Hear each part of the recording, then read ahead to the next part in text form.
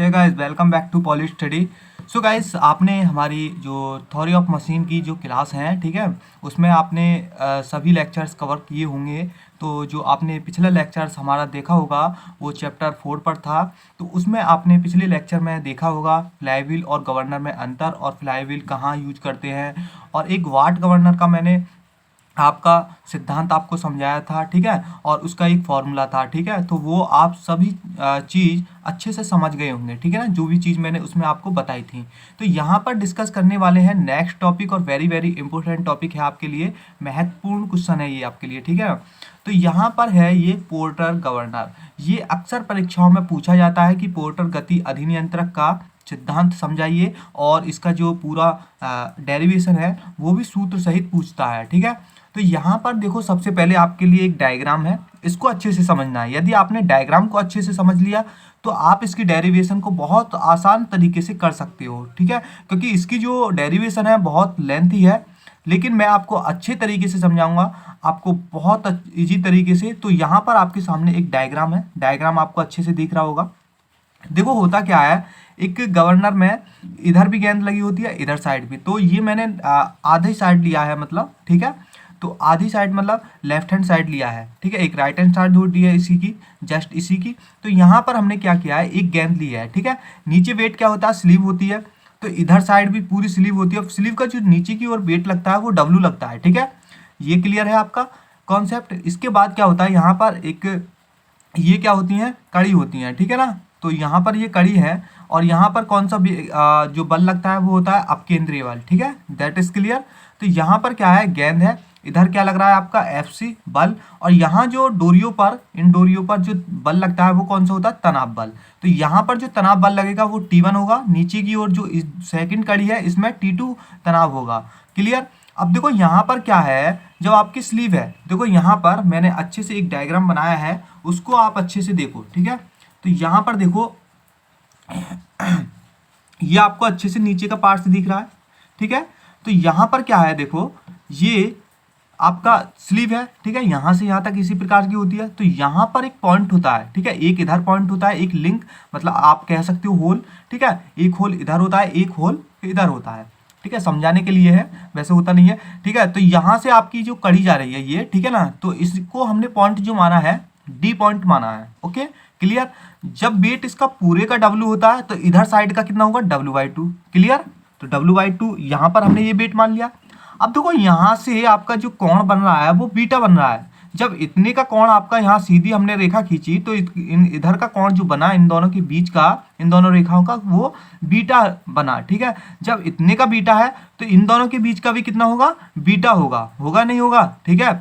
उसके बाद ये यहाँ तक आपको पूरी बात समझ में आ गई है। यहाँ से यहाँ तक की दूरी क्या होती है, R होती है। ये हमने पिछली वीडियो में समझ चुके थे। अब देखो यहाँ से आगे मैं आपको एक चीज़ और दिखाता हूँ। मैं यहाँ पर देखो, ये ऊपर का है हिस्सा, ठीक है। तो यहाँ से यहाँ तक की जो दूरी होती है वो होती है H आपकी, क्लियर। यहाँ पर T1 तनाव ये लग गया आपका, T2 तनाव ये हो गया आपका, ठीक है, ये वाला, ठीक। अब R ये हो गई, H ये हो गई, T1 आपने ये मान लिया। इधर क्या हो गया आपका अपकेंद्रीय बल। नीचे क्या वेट है इसका, जो गोले का वेट होता है, ठीक है, लोहे की गेंद का वेट होता है, यहाँ W होगा, ठीक है। तो यहाँ पर ये हमने W मान लिया। अब यहाँ पर बहुत सारे बल लग रहे हैं, और कुछ देखो यहाँ पर जो आपका कोण है वो कितना है, अल्फा है। जब ये अल्फा है तो यहाँ भी क्या होगा, अल्फा होगा, क्लियर, ठीक। ये मैंने यहाँ पर लिखा नहीं है तो आप इसको अल्फा माने, ठीक है, यहाँ पर लिख देता हूँ। आपका ये कितना होगा, अल्फा, ठीक है, ये अल्फा हो गया, तो ये भी अल्फा होगा। तो अब यहाँ से आगे हम क्या करेंगे, देखो यहाँ से हमें आगे क्या करना है कि यहाँ पर बहुत सारे बल लग रहे हैं, तो बलों का विघटन हम करेंगे, ठीक है। आपने मैकेनिक्स में पढ़ा होगा बलों का विघटन, एक टॉपिक होता है बलों का विघटन से रिलेटेड, मैकेनिक्स में आपने अच्छे से पढ़ा होगा। लेकिन नहीं भी पढ़ा है तो कोई दिक्कत नहीं है, मैं यहाँ पर बलों का विघटन समझा रहा हूँ आपको, ठीक है। तो यहाँ पर क्या है, सबसे पहले हम डिस्कस करते हैं। देखो एक बल को लेकर चलते हैं, ठीक है, ये FC लग रहा है, ठीक है, ज्यों का त्यों, ठीक है, इसको ऐसे ही रहने दे। यहाँ नीचे की ओर W लग रहा है, इसको भी ज्यों के त्यों रहने दे। यहाँ पर जो तनाव बल है, तो हम जो डिवाइड करते हैं कोणों की सापेक्ष करते हैं। तो यहाँ पर जो कोण है कौन है, अल्फा है, ठीक है, अल्फा है। अब देखो ऊर्ध्वाधर क्या होता है, ऊर्ध्वाधर में हम जब बांटते हैं बल को तो वो जाता है कॉस में, और क्षैतिज में कितना होता है, साइन में, ठीक है, साइन में। तो यहाँ पर कौन कितना है, अल्फा। तो यहाँ पर जो होगा T1, यहाँ जो लगेगा इधर की ओर, ठीक है, तो वो होगा T1 साइन अल्फा, ठीक है। और जो ऊपर एक रेखा खींचेंगे जब हम इसको डिवाइड कर रहे हैं इस वाले को, ठीक है, तो यहाँ पर जो डिवाइड होगा T1 कॉस अल्फा होगा, ठीक है। ये आपके सामने है, एक बार अच्छे से देखो, ठीक है, यहाँ पर आपको दिख रहा होगा अच्छे से, ठीक है। तो यहाँ पर हमने क्या किया, एफ सी ज्यों का त्यों रहने दिया है, ठीक है, और यहाँ पर T1 कॉस अल्फा में डिवाइड कर दिया। ये जो है आपका T2, ठीक है, आपको दिख नहीं रहा होगा, फिर भी मैं आपको अच्छे से समझा रहा हूँ। T2 यहाँ पर, ये T2 की कहानी अभी बाद में समझाऊंगा। यहाँ पर लिखा हुआ है T1 साइन अल्फा। इतना समझ में आ गया आपको, क्लियर। इसके बाद देखो आगे चलते हैं, आगे आपके फोर्सेस कहाँ लगे हैं, नीचे की ओर, ठीक है। नीचे देखो, नीचे आपको देखना है, यहाँ पर वेट लगा हुआ है W/2, और यहाँ पर इनके बीच का कोण है बीटा। तो इसको जो है ये आपका यहाँ से जो जा रहा है बल, वो जा रहा है आपका T2। तो T2 को ही तो हम डिवाइड करेंगे, इन दोनों के बीच में ही तो है आपका कोण, ठीक है। इसको डिवाइड करेंगे तो एक डिवाइड यहाँ पर रेखा खींच लेंगे, ठीक है। तो ये जो T2 है, एक तो यहाँ पर कॉस में, यहाँ पर साइन में बटेगा, T2 साइन में, ठीक है, और यहाँ पर कोण कितना है, बीटा। तो यहाँ पर जो कोण आएगा, जो बल आएगा, T2 साइन बीटा आएगा, क्लियर। और यहाँ ऊपर की ओर जो ऊर्ध्वाधर में होगा, T2 कॉस बीटा में डिवाइड होगा। और लेकिन यहाँ पर है, देखो यहाँ भी ये बल लग रहा है, तो यहाँ पर बात करते हैं पॉइंट, इस वाले पॉइंट पर, इस वाले पॉइंट को आप बी मान सकते हैं, ठीक है। ये पॉइंट है डी, ये बी है, ठीक है। आगे आपको अच्छे से समझ में आ जाएगा, इसको पॉइंट में बी लिख देता हूँ, ठीक है। आपको जो क्लियर कॉन्सेप्ट होगा वो बी पॉइंट है आपका, ठीक है। ये पॉइंट बी मान लिया आपने, क्लियर।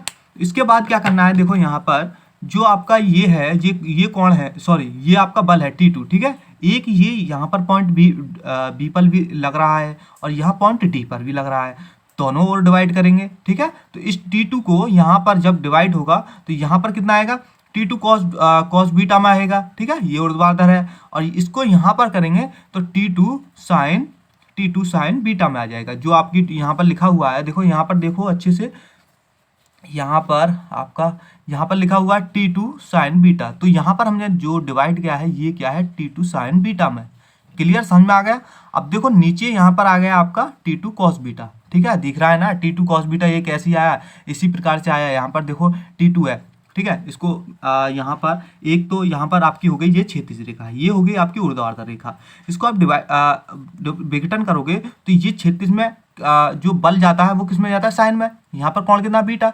तो T2 साइन बीटा, ठीक है, T2 साइन बीटा, बीटा है यहाँ पर, ठीक है, दिख नहीं रहा होगा आपको, ठीक है, मैं बता रहा हूँ आपको, अच्छे से लिख लेना, T2 साइन बीटा। अब देखो यहाँ पर कितना आएगा, T2 यहाँ पर कॉस में आएगा, T2 कॉस बीटा। अब यहाँ पर लिखा हुआ है T2 कॉस बीटा। ये सभी चीज़ आपको आपके डेरिवेशन में चाहिए, ठीक है ना। तो यहाँ पर आपका पूरा कॉन्सेप्ट क्लियर हो गया।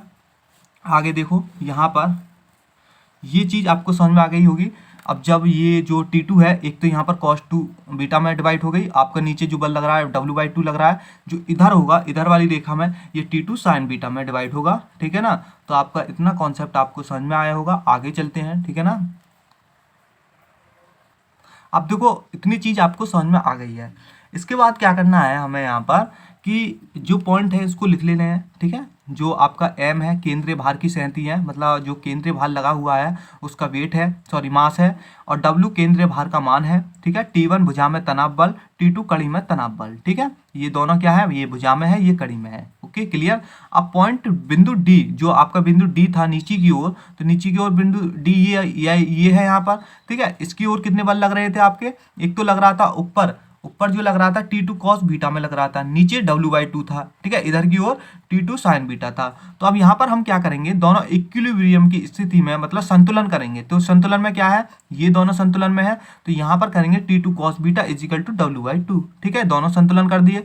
तो W का मान कितना होता है, mg, पीछे देखा होगा पिछली वाली वीडियो में आपने, W बराबर mg होता है, ठीक है, बटे 2। अब यहाँ से क्या करेंगे, T2 का मान निकाल लेंगे। T2 का मान निकालेंगे तो यहाँ पर कितना हो जाएगा, W/2 कॉस बीटा, W को मान रख देना mg/2 कॉस बीटा। अब इसको आपको समीकरण फर्स्ट मान लेना है, ठीक है, क्लियर। इसके बाद क्या करना है, बारी आती है बिंदु बी की, सॉरी, यहाँ पर बिंदु बी ये है, ठीक है, इनकी भी हमने सभी डिवाइड करे थे। तो यहाँ पर कितना था, T1 साइन अल्फा, ठीक है, और T2 साइन बीटा, ये था, ठीक है, और यहाँ पर था FC। और ठीक यहाँ पर W और ये T2 cos बीटा और यहाँ था T1 cos अल्फा, ऐसा ही था। ठीक है, तो बिंदु D को लेकर चलते हैं। जब बिंदु D का संतुलन करेंगे तो यहाँ पर हम FC बराबर लेंगे। ठीक है ना, FC बराबर क्या होगा, T1 sin alpha plus T2 sin beta. Clear, समझ में आ गया। तो आगे यहाँ पर यही लिखा हुआ है क्षैतिज घटक। सबसे पहले हम क्षैतिज घटक को लेंगे, उसके बाद ऊर्ध्वाधर घटक को इक्विलिब्रियम की स्थिति में रखेंगे। सबसे पहले हमने यहाँ पर क्षैतिज घटक में कर लिया है। तो क्षैतिज घटक में आपके यही था FC बराबर, ठीक है, क्षैतिज में तो यही बल लग रहे हैं क्षैतिज रेखाओं की दिशाओं में।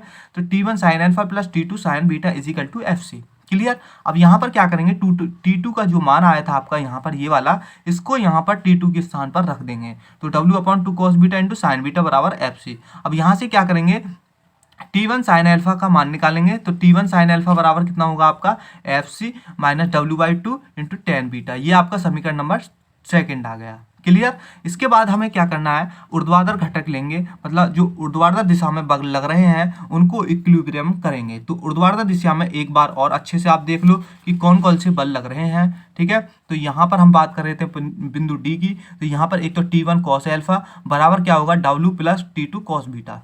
ठीक है, यही है। तो इस देखो अब आपके सामने यही चीज लिखी होगी। ठीक है ना, तो T1 cos alpha is equal to T2 cos beta plus W। अब यहाँ से क्या करेंगे, T1 cos अल्फा का मान निकालेंगे। तो क्या होगा, W/2 प्लस W, ठीक है, और प्लस mg/2, ठीक है, mg/2 प्लस mg। ये W का मान यहाँ पर रख दिया है। ठीक है, ये पूरे T2 cos बीटा का मान रख दिया है यहाँ पर। ठीक है, T2 का मान यहाँ पर ये रखा cos बीटा। ठीक है, पूरे का मान यहाँ पर हमने ये उठाकर रख दिया है। ओके, समझ में आ गया आपको अच्छे से। तो आगे क्या करना है, आगे देखो। अब देखो यहाँ पर क्या करना है, T1 sin अल्फा, ये आपकी समीकरण सेकंड थी और समीकरण नंबर 3 ये थी आपके सामने है। तो इसमें क्या करेंगे, समीकरण 2 को इसको समीकरण 3 से भाग कर देंगे। ठीक है, इसको यहाँ पर समीकरण सेकंड को समीकरण 3 से भाग करेंगे। जब हम इसको इसमें से भाग करेंगे तो क्या आएगा, देखो यहाँ पर ये आपके समीकरण थे, तो यहाँ पर लिखा हुआ है, देखो आप अच्छे से। यहाँ पर क्या होगा, यहाँ पर जब हम इसमें देंगे T1 sin alpha upon T1 cos alpha, इतना समझ में आया। ऊपर क्या था, FC minus mg/2 into tan beta हो जाएगा। यहाँ देखो, यहाँ देखो, यहाँ पर टेन बीटा है। ठीक है, तो यहाँ पर टेन बीटा रहेगा W/2। ठीक है, W का हमने यहाँ पर मान रख दिया mg/2। क्लियर। अब आगे क्या है, भाग करेंगे हम इसमें mg/2 प्लस mg। ठीक है, यहाँ पर जब हम लिखते हैं, ठीक है, तो यहाँ पर क्या होगा, सो गाइस पीछे हमसे एक दिक्कत हो गई थी वो लिखने में। ठीक है, तो वहाँ पर मैं आपकी प्रॉब्लम में जो दिक्कत हुई थी, जो हमसे गलती हुई थी, उसको सुधार रहा हूँ मैं यहाँ पर। जो हमने वहाँ पर मान रखा था, जो आपकी समीकरण नंबर सेकंड बनी थी, यहाँ पर मैं आपको दिखाना चाहूँगा। पीछे देखो, यहाँ पर ये आपके सामने थी इक्वेशन नंबर जो 3 हमने मानी थी। ये क्या थी, T1 cos अल्फा बराबर T2 cos beta plus W था। ठीक है, तो यहाँ पर हमने जो T2 cos बीटा का मान था वो कितना था, यहाँ पर देखो T2 cos बीटा का मान W/2 था। ठीक है, तो W/2 हम यहाँ पर रखेंगे। ठीक है, और प्लस W था। तो यहाँ पर देखो एक बार अच्छे से, तो यहाँ पर mg होगा, W बराबर अपॉन 2 प्लस mg। ठीक है, डायरेक्ट ये आपका होगा T2 cos अल्फा का मान। ठीक है, क्लियर, समझ में आ गया। T2 cos अल्फा का मान ये होगा। ठीक है, समझ में आ गया आपको अच्छे से। तो यहाँ पर इसको सुधार लेते हैं और यहाँ पर ये आपका मान होगा। ठीक है, इसको इक्वेशन 3 मान लिया। क्लियर। अब जब हम इसमें इसकी भाग करेंगे समीकरण सेकंड में समीकरण 3 से, तो यहाँ पर आपके सामने ये आपको मिलेगा। ठीक है, मिलेगा नहीं मिलेगा, आपके सामने ये आएगा। तो ये चीज आने के बाद क्या करना है आपको, ये इतना समझ में आ गया। ये क्या होगा, T1 से T1 कट जाएगा। ठीक है, T1 से T1 कट गया तो साइन अल्फा अपन कॉस अल्फा क्या होगा, टेन अल्फा होगा। इसकी मल्टीप्लाई इधर करोगे तो mg/2 plus mg into tan alpha is equal to क्या होगा, FC minus mg/2 into tan beta. यहाँ तक समझ में आ गया। ठीक, क्लियर।